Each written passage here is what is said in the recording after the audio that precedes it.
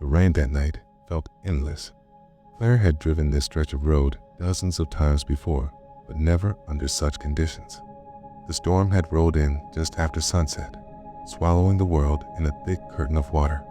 Her windshield wipers screeched back and forth, fighting to clear her vision. But no matter how hard they worked, the glass fogged and blurred with every passing second. She leaned forward against the steering wheel, her knuckles pale, squinting at the narrow beam of headlights that cut through the storm. The world outside was unrecognizable trees bent under the weight of the rain. Roadside signs flickered with distorted reflections, and the asphalt itself shined like a black river. It was the kind of night where the silence of the countryside should have been peaceful, yet the storm made everything feel hostile. That was when she saw him at first. It was just a shape dark, hunched, barely distinguishable from the ditch that ran alongside the road. Claire almost dismissed it as a trick of the storm, but then the shape moved.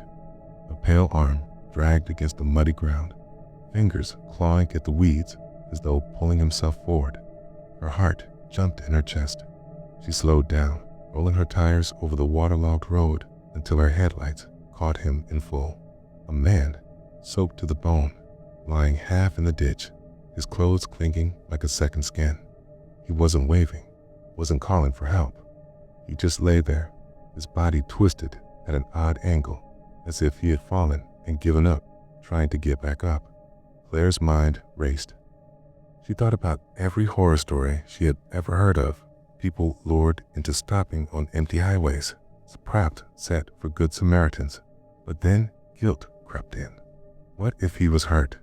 What if he'd been in an accident and no one else was around? She eased her car to the shoulder, heart hammering as the rain pounded the roof like fists. She rolled the window down just an inch, water immediately splattering across her arm. "Are you okay?" she called out, her voice trembling. For a moment, the man didn't react. Then, slowly and naturally, his head lifted. His skin gleamed white under the headlights, and his dark hair hung across his face in wet strands. When he finally looked at her, Claire felt every muscle in her body tighten. His eyes were wide, unblinking, as though he hadn't closed them in days. He didn't speak, didn't gesture, just stared at her with that hollow gaze, rain dripping off his chin in steady rivulets. Claire swallowed hard. "Do you need help? Should I call someone?" That was when it happened. His lips stretched into a smile, not the grateful kind, not even a desperate one. It was wrong too wide, too forced, teeth clenched so tightly together that it looked painful. That smile cut through the storm more than any sound ever could, and Claire's instincts screamed at her to leave. She pulled the window back up, her hands fumbling at the wheel. She pressed her foot on the gas, the car lurching forward as she drove away faster than she should have on the slick road. Her heart pounded in her ears, drowning out the storm, but something compelled her to glance in the rearview mirror. The man was no longer lying in the ditch. He was standing, tall, rigid, his soaked clothes plastered to his frame, staring directly at her car as it disappeared down the highway. His smile hadn't faltered. Claire drove 4 miles before her shaking hands allowed her to pull into a gas station where she sat in the lot, gripping the wheel, unable to breathe. She debated calling the police, but what would she even say? That a man was smiling at her in the rain, that he had gone from lying helpless to standing upright in seconds. When she finally worked up the courage to step out of her car, she noticed something that made her stomach drop. Her jacket draped over the passenger seat when she left home was gone. She locked the car doors, shaking, scanning the empty lot. No one was there. No footprints, no trace of anyone passing by. That night, Claire barely slept. Every crack of thunder jolted her awake. Every shadow in her room looked like the outline of a man waiting silently, smiling through the storm. And for years afterward, every time the rain poured, she swore she could feel eyes on her, watching from the dark roadside, waiting for her to slow down. Some storms, she would dream of driving again, her headlights catching the ditch. And there he was, lying in the same spot, waiting.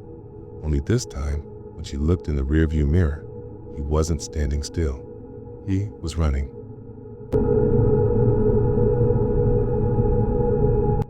The storm had been raging all night.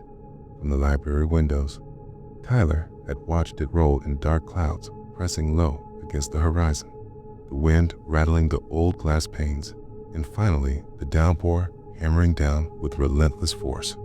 He told himself he'd leave once it let up, but the rain never did.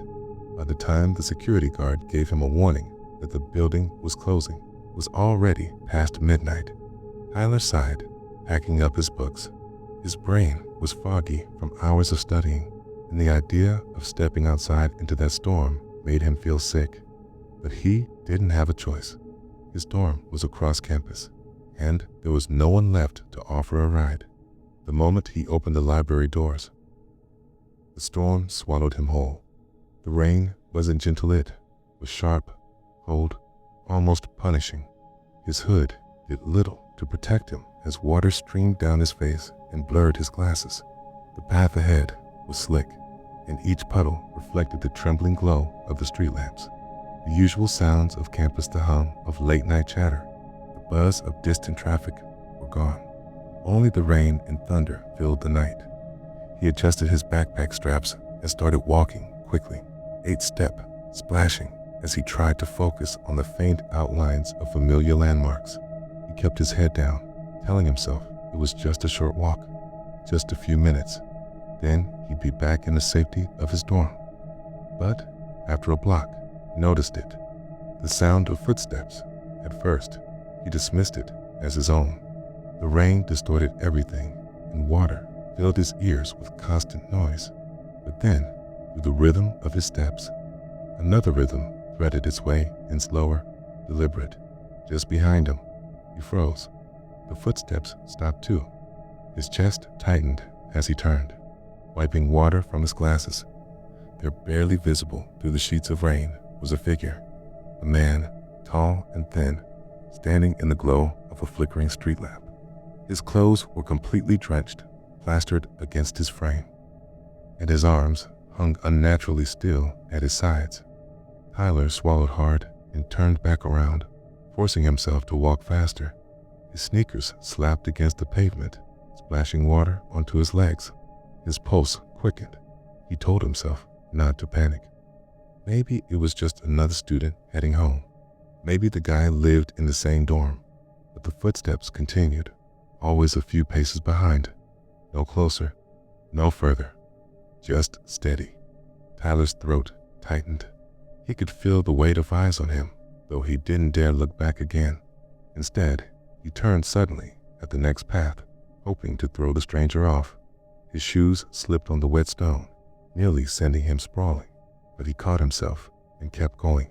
His breath came out in sharp bursts now, blending with the hiss of the rain. When he finally risked a glance over his shoulder, his stomach dropped. The man had turned too. He was still there, keeping perfect pace. Tyler's nerves broke. He spun around, shouting over the storm. "Hey, do you need something?" The man stopped in his tracks. For a long moment, neither of them moved. The rain poured between them like a curtain, and the only light was the weak yellow glow of the nearest lamp. The stranger tilted his head slightly, like a curious animal. His wet hair clung to his face, but through it, Tyler could see his eyes. They glowed faintly in the light, catching it in a way that didn't seem right. Not human. The man opened his mouth just a little, as if preparing to speak, but nothing came out. No words, just silence. And then, slowly, the corners of his mouth pulled upward into a smile. Not a friendly smile, not even a mocking one. It was empty, wrong. Tyler's breath caught in his throat. He stumbled backward, then turned and bolted. The storm roared louder, thunder cracking above him as he sprinted toward the dorms. Every instinct screamed at him to keep moving, to not look back, but he couldn't help it. When he glanced over his shoulder, his heart nearly stopped. The man wasn't walking anymore. He was running, not fast, not wild, just a steady, loping run that matched Tyler's every move. Tyler pushed himself harder, his lungs burning, his legs heavy with water. When the glowing outline of his dorm finally came into view, he nearly sobbed with relief. He darted up the steps, fumbled for his card, and yanked the glass door open, slamming it shut behind him. The lobby was empty, bright, safe. For a moment, he leaned against the door, gasping for breath, letting the storm rage outside. And then he looked up. The man was standing right there, just beyond the glass. His face was inches away, his soaked clothes dripping onto the concrete, puddles spreading outward like veins. His wide eyes were locked on Tyler's, unblinking, and his mouth was still stretched in that same smile, water running down his teeth. Tyler staggered back, nearly slipping on the wet floor. His trembling hands scanned his card again, unlocking the inner doors. He rushed up the stairs, 2 at a time, heart hammering against his ribs. By the time he reached his room, his fingers were barely steady enough to lock the door. He collapsed onto his bed, drenched and shaking, but he wasn't alone. There were footprints, wet, dark footprints trailing across his dorm floor, leading from the door to the center of the room. His own shoes were still on, still dripping. These prints weren't his. He froze, every nerve screaming. Slowly, his eyes traveled upward, the window in the glow of the parking lot light. He could see a shadow pressed against the glass, a figure, tall, thin, watching. The stranger had followed him, and Tyler knew deep in his bones that this wasn't the last time. The man wasn't just a stranger on a rainy night. He was something else, something tied to the storm, because for weeks after, every time the rain returned, so did he, standing in the distance, following, smiling, and no one else ever saw him, only Tyler. The storm rolled in faster than anyone expected. By dusk, the sky had turned the color of bruises, and by nightfall, lightning tore across the heavens in violent streaks, each crack followed by thunder that shook the walls of the old countryside home. Inside, the Dawson family tried to ignore the chaos outside. The parents, Mark and Emily, sat in the living room, a blanket over their laps, watching the storm batter the trees beyond the windows.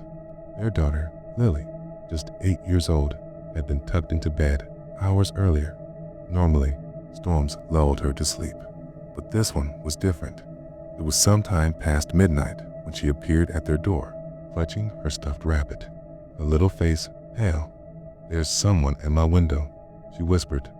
Emily sighed softly, assuming it was another nightmare. The rain could make shadows dance, and the thunder rattled the glass. She stroked Lily's hair. "It's just a storm, sweetheart.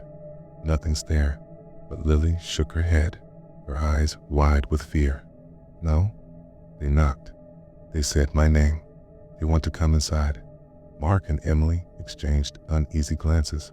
Still, they followed her upstairs, expecting to prove that nothing was there. The hallway felt colder than it should have, every light flickering as the storm roared overhead. They entered Lily's room, the curtains swaying slightly from the draft of an old window. Emily approached cautiously, parting the fabric. Her breath caught. Handprints streaked across the glass, muddy, large, too large, each one smeared as though pressed hard against the pane, dragging slowly downward. Mark's stomach tightened. He muttered something under his breath, yanked the curtains shut, and told Lily to sleep in their room for the night. But the fear didn't leave them. The Dawsons tried to convince themselves it was a prank, maybe some neighborhood kid messing around, though none of the neighbors lived close enough for that to make sense. Their house stood isolated on a rural road, surrounded by open fields and clusters of trees. There was no reason for anyone to be out here in a storm like this. And yet, when the thunder rolled again, both parents froze. A sound, a soft, deliberate tap-tap against the glass. This time, there was no mistaking it. It wasn't the wind. It wasn't the branches.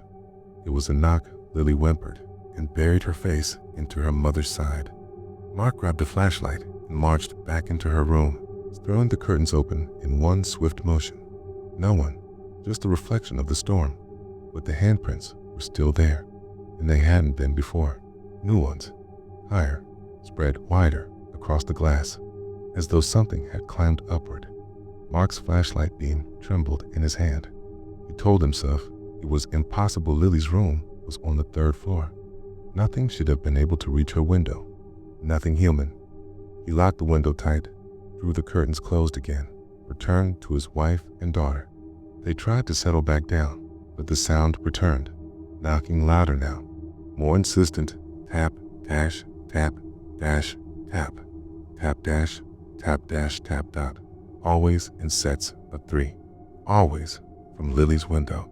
The storm swallowed everything else, but the rhythm of those knocks wormed its way through the thunder, steady and patient. Emily begged Mark to call the police, but when he reached for the phone, the line was dead. Lightning split the sky again, bathing the house in white light. For a brief second, Emily swore she saw something outside Lily's window. Not a face exactly, but a shape. A silhouette stretched across the glass, long and thin. Its fingers spread unnaturally wide. When the light faded, the window was dark again. The Dawsons gathered in their bedroom, locking the door, huddling together as the storm raged on. They prayed the knocking would stop. But at DIDN, single quotes, it grew bolder, as though whatever was outside was becoming impatient. The sound echoed through the halls, no longer confined to Lily's room. Now it came from other windows too. First the hallway, then the kitchen, then the living room, one by one. The windows trembled beneath the pounding rain and that unnatural rhythm of knuckles striking glass. The family covered their ears, whispering prayers, trying to drown it out. Hours passed, but the storm never let up, and neither did the knock and dot at last. Sometime near dawn, the noise stopped. The storm eased.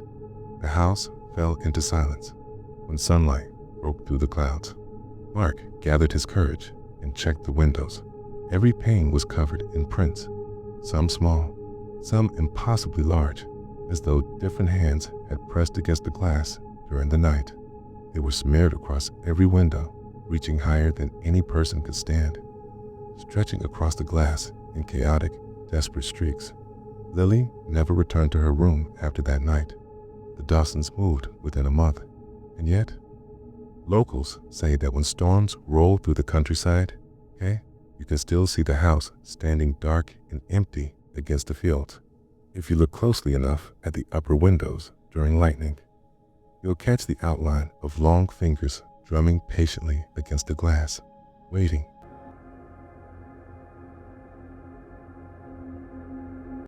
I grew up in a small, forgotten town in the Pacific Northwest, a place where the sky always seemed heavy with clouds, where mornings felt like evenings, and where the rain never really stopped. Most people complained about it, but not me. I'd always found comfort in the sound of rain. It was steady, constant, almost like a lullaby. But there was one night when the rain turned against me. One night when it became something else entirely. It was late October, the end of my shift at the diner. The kind of night where the air smells like wet leaves and old asphalt. I stepped outside, and the rain wasn't just falling, it was hammering down. Thick, heavy drops that stung when they hit your skin. The kind of storm that made the world feel claustrophobic, like the sky itself was pressing down on you. I pulled my hood tight and started walking home. Normally, the walk took about 20 minutes, but with the streets flooding, every step felt twice as long. Water rushed along the curbs, carrying leaves and twigs with it, and the neon lights from the gas station reflected in broken patterns across the surface. That's when I first noticed it. Footsteps. At first, I thought it was just the sound of my own shoes hitting the puddles, echoing strangely in the empty streets. But then I slowed down deliberately. My steps grew quiet, and behind me, there it was, another splash. Then another, a slow, dragging step, always just behind me. I whipped around, squinting through the rain. Nothing. The street was empty except for the rain hammering the pavement, the distant hum of a streetlight, and the dark outlines of houses sleeping under the storm. My chest tightened, but I told myself I was imagining things. Long shift, too much coffee, not enough sleep. That's all it was. I walked faster. The footsteps followed, not in sync with Manawa's. A second later, always lingering, I reached my apartment building and fumbled with my keys, my hands slippery with rain. The whole time, I swore I could feel someone standing just at the edge of the parking lot, watching me through the downpour. Inside, I slammed the door, locked it, and pressed my back against it. For a moment, the sound of the rain outside drowned out everything else. I convinced myself I was safe. Home was safe. But then I noticed the floor. A wet trail of footprints stretched across the carpet. My first thought was that I must have tracked them in, but when I looked closely, my heart sank. These weren't my footprints. They were too big, too wide, and spaced too far apart. Water dripped steadily from them, as if whoever left them had just stepped inside from the storm. And the trail, it didn't lead toward the door. It led down the hallway right to my bedroom. I stood frozen, staring down that dark hallway. The only sound was the rain pounding against the windows and the faint drip, drip, drip of water hitting the floor. Finally, my body moved before my brain caught up. I grabbed a flashlight from the kitchen drawer and crept forward, each step squishing against the soaked carpet. The footprints stopped at my bedroom door. My hand shook as I pushed it open. The flashlight beam cut through the darkness, sweeping across my bed, the dresser, closet door. Nothing. No one. Then I saw it. The window was wide open. Rain was pouring inside, soaking the floor beneath it. The curtain flapped wildly in the wind. I rushed over and slammed it shut, locking it tight. My clothes were drenched all over again, but I didn't care. When I turned back, the footprints were gone. The carpet was dry, like it had never happened at all. That night, I didn't sleep. I sat in the living room with every light on, listening to the rain, waiting for something to happen. But nothing did, at least not then. The next morning, I convinced myself it had been stress. Maybe I'd imagined the footprints. Maybe exhaustion had gotten the best of me. But then it happened again. The next time it rained, I heard the footsteps, always just behind me, always dragging. When I got home, I found droplets of water on the kitchen counter, like someone had been standing there with rainwater dripping from their clothes. After that, it became routine. Every storm brought it closer. Wet handprints on the bathroom mirror, puddles forming in the hallway with no source. Sometimes I'd wake up in the middle of the night and hear water dripping in the corner of my room, even though everything was dry. The worst was one night in December. The rain was violent, pounding the windows like fists. I was lying in bed, trying to ignore the storm, when I heard it again, that slow, heavy step, inside my apartment. I froze, every muscle in my body stiff. My breathing slowed as I listened. Step, drag, step, drag. The sound moved down the hallway, closer and closer, until it stopped right outside my bedroom door. I couldn't breathe, couldn't move. The door creaked softly, like weight was pressing against it. Then, slowly, water began seeping from beneath the crack, spreading across the floor toward my bed. I shut my eyes and prayed. I don't know how long I stayed like that, but eventually, the sound stopped. When I finally opened my eyes, the water was gone. The floor was bone dry. A week later, I found a footprint in the middle of my living room carpet, bare, large, pressed so deeply into the fibers it couldn't be mistaken for anything else. The strangest part, the carpet wasn't wet. It was burned, like the footprint had been scorched into it. That was the moment I knew I couldn't stay. I broke my lease, packed my things, and moved across the state. Now, I live in a place where the weather is mostly sunny, where the skies are clearer, where the sound of rain is rare. But even here, sometimes when a storm does roll through, I still hear it. That slow, deliberate step in the rain. And sometimes, when I walk across the apartment after a storm has passed, I'll find it. A single, wet footprint, right in the middle of the floor. And no matter how many times I wipe it away, it always comes back with the next rainfall. It had been raining for hours. Not the soft, steady rain that soothes you to sleep, but the kind that pounds against your windshield like hammers, blurring everything beyond the glass. The kind that makes the world feel small, cramped, and suffocating. I was driving home late that night, exhausted from a long shift at the warehouse on a highway that cuts through miles of dense forest. The kind of highway that feels endless in the daytime and becomes a nightmare in the dark. Nothing but black trees and reflective road markers to guide you. The storm had grown worse as the night went on. The rain was relentless. My windshield wipers were maxed out, but they barely made a difference. Each flash of lightning revealed the road ahead for a split second, and then everything vanished into darkness again. And then I saw it. A car, stalled, hazard lights flashing weakly. It was sitting crooked in the middle of my lane, tires half in the ditch. My first thought was someone must have lost control, maybe hydroplaned. I slowed and pulled over cautiously, my hazards blinking as I stepped out into the rain. The wind hit me like a wall. My clothes were soaked within seconds. The car was empty, or at least it appeared so from the outside. No one was visible in the driver's seat. Then I heard the voice. "Please, help me."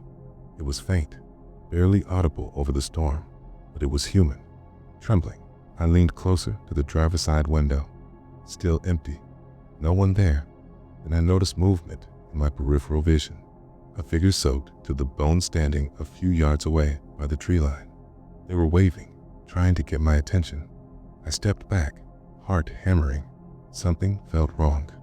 The figure was unnaturally still, but the rain ran in rivulets down their body, dripping to the ground in small puddles. I blinked. When I looked again, they were closer, faster than I could have imagined. I stumbled backward, slipping on the wet asphalt. My pulse raced. I fumbled for my keys, opened my car, and slammed the door shut. My hands were shaking so badly I could barely start the engine. The figure pressed closer, moving faster than any human should. I floored the gas, tires splashing through water, lightning illuminating the dark shapes of trees on either side. My headlights barely cut through the rain. I glanced in the rearview mirror. The figure was gone. I exhaled sharply, thinking it had been a trick of the storm. My mind racing, I tried to focus on the road, the steady rhythm of rain and wipers my only companions. But then, a shadow appeared on the highway behind me. I slammed on the brakes. Another car. No. Too tall. Too wide. It wasn't a car. It was the figure, standing in the middle of the lane, moving impossibly fast, keeping pace with my car as if walking on air. Panic consumed me. I swerved violently, headlights illuminating nothing but wet asphalt and black trees. My tires screamed as I tried to escape, but the figure kept up. Always there, always close, watching. I passed an exit. Normally, I would have taken it, but tonight, the storm had washed out signs. And in the flashes of lightning, I realized I was lost, completely lost. Every turn, every mile led me deeper into the forest. And the figure never faltered. I tried calling 911. No signal, just static. The storm had cut off all communication. Hours seemed to pass in minutes. The rain never stopped. The figure never stopped. Every lightning flash showed it closer than before, its dark silhouette merging with the shadows of the trees. Its face. I don't remember seeing a face, just a blank, wet outline that chilled me to the bone. I pulled into a small, abandoned rest stop, hoping to lose it, to hide. My tires crunched over the gravel as I came to a halt. I locked the doors and leaned back, trying to catch my breath. For a moment, silence. Then a knocked at the car window, not on the door, from the roof, from above, slow, heavy, a steady rhythm. I couldn't move. I couldn't breathe. I kept telling myself it was the wind, that it was just a storm, but every hair on my body stood on end. The knocks grew louder, heavier, like someone or something was pacing above me, testing the car, feeling my fear, and then the voice, that same faint human voice calling my name. I don't know how I knew it, but I knew it was the figure, right above me, watching, waiting. I closed my eyes, gripped the steering wheel, and prayed, and when I opened them, the roof was empty. I waited until dawn. The rain slowed to a drizzle. Exhausted, drenched, and terrified, I drove back the way I thought I had come. The road was empty. No car, no figure, no footprints, nothing, but the memory stayed. Even now, when it rains heavily, I don't drive alone.